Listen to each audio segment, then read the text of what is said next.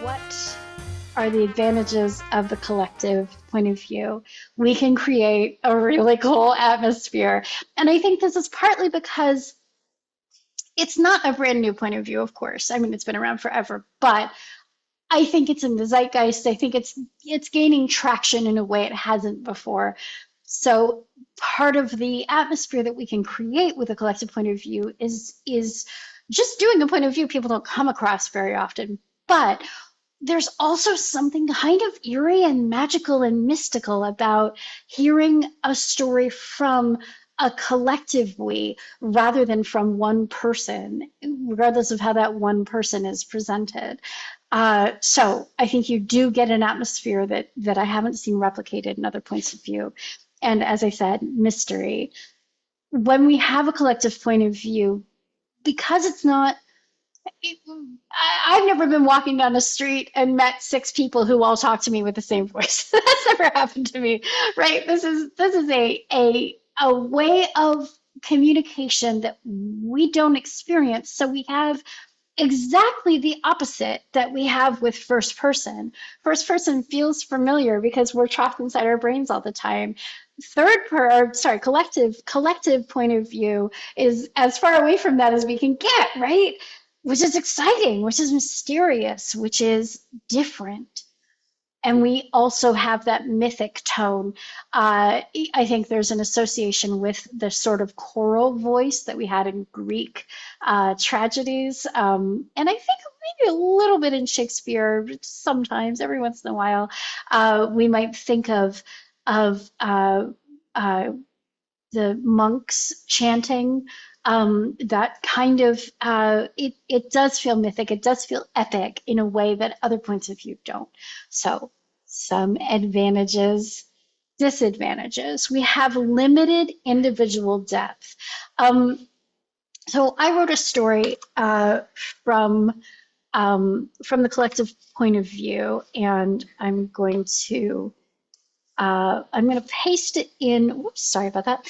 I'm going to paste it in the chat just because I know where it came from, and I know the challenges I had with it. Uh, Feel free to ignore it. So this is called A String of Paper Dolls, and it's told from the point of view of several uh, teenage girls at once. Um, so the challenge that I came to was giving the teenage girls some kind of unch of their own personality. And what the way that I did that was to tell the story not from, it was less from a collective point of view and more from the point of view sort of leapt from one to another. And then sometimes it was everybody. It sounds messier than it came out on paper. So that way it was, we think this about Lisa, right? Lisa's one of the girls. But then later it might be, we think this about Heather. Heather is a different one of the girls. So we're hearing from everybody about the individuals in the group. That was how I solved that problem for my piece. But of course, there's a thousand ways to solve it.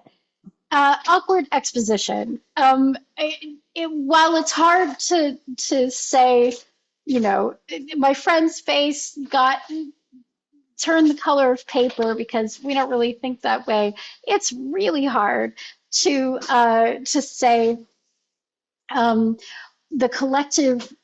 All eight of these people know this thing. It's really hard to make that clear that everybody knows a thing all at once. So exposition can be a challenge.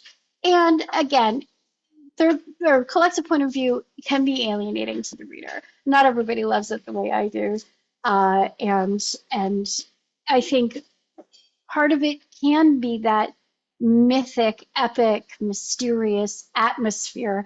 Not everybody wants to write with those things. Not everybody wants to write in something that feels strange. And I think collective point of view does feel strange. just by dint of being what it is. So this one's another broccoli. This one's another divisive one, but I love it.